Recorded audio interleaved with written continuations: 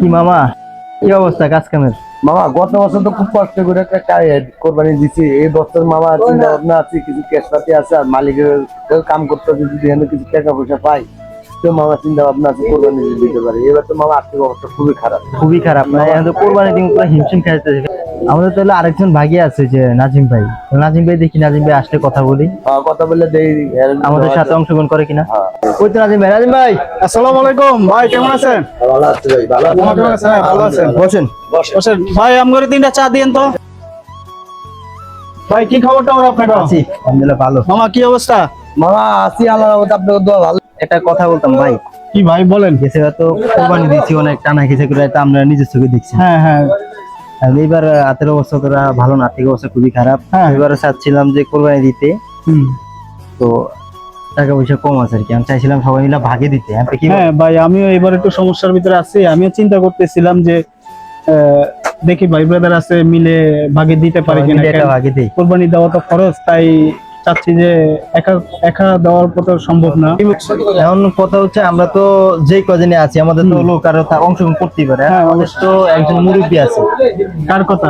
ওই যে মুরব্বী? হ্যাঁ, শুধু যে না, ওনারে নেওয়া যাবে না, কারণ কুরবানি দিতে হলেও হালাল টাকা দিয়ে দিতে হবে। উনি চলে এলে সুদের টাকা দিয়ে, ওনার এই সুদের টাকা দিয়ে তো আমরা ভাগি কুরবানি দিব না। এটা অবশ্য ঠিক বলছেন যে উনি সুদ খায় অনেক, হ্যাঁ। সুদের টাকা দিয়ে টাকা পয়সা বানাইছে উনি। সেটাই। তারপরে দেখি মামা ওনার সাথে কথা বলে দেখি। ওই মামার না, নেন, আপনি নেন।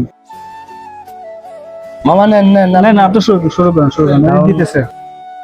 তাহলে আমরা চাটা খায়া উঠি, দেখি ওনার সাথে কথা বলে কি বলে।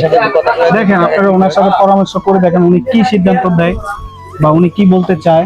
আর আমিও আমার ফ্যামিলির সাথে আলাপ করি, আমিও আপনাদের সাথে ভাগে দিব। কারণ এবার একা দেওয়ার মতো সামর্থ্য নাই, কারণ আমি ব্যবসায় অনেক ধরা খেয়ে গেছি। কিন্তু কুরবানির খরচ তাই দিতে হবে। গত বছরে কোরবানি দিলাম, এবছরে চিন্তা করছি একা দিন। একাও তো সব সুদের টিয়া তো মানুষে দেয় না, দিলি তো করতে পারতাম। আর অগলগে বিধিমো আর হয়েছে গরিব তরিব মানুষ, অগলগে যে কোনো লাভ আছে আমার? হ্যাঁ, এলাকার বাইশে গুনে কিছু করি, এগুলো কাম কাজ করে। আর আমার 13 বছরে চল দেই কি অবস্থা রাস্তাঘাট দিয়া যা দেই। ছাতাটা একটু উপরে লইতে রাস্তা আর ওদিকে পানি, ওদিক যাম না, এদিক কেন তুমি দিলা ছাতা উপরে বস টাকা হাট। কোরবানির সময় করছে, আমরা কোরবানি করবো, লোক ভাই না ভাগ্যে কারণ দিব। হ্যাঁ, টাকা পয়সা মোর অভাব আছে নাকি? ওই সুদের মধ্যে কত টাকা লাগাই, তাহলে মো তার এবার কোরবানি দিব এবছরে। একজন ভাগলাম না। ওই তো সুদে কাকা, চলেন এই কথাকে। আসসালামু আলাইকুম কাকা। ওয়ালাইকুম আসসালাম ভাতিজা, কেমন আছেন? আছি আলহামদুলিল্লাহ। কাকা এবার চিন্তা ভাবনা কি করলেন? চিন্তা ভাবনা তো করছিলাম, এবার গরু আডে তো যাই নাই, যা দেখতে হইব। আর তোমরা কি পরিকল্পনা নিছো? আমরা গরুর হাটে গেছিলাম, যে দেখি যে গরুর যে দাম, এই দামে একা কুরবানি দেওয়া সম্ভব না। এখন আমরা চাচ্ছি যে সবাই মিলে ভাগে একটা কুরবানি দিতে। সবাই মিলে দিবা? গতবার তো চড়ছিলাম, ভেজাল হয়ে গেছে।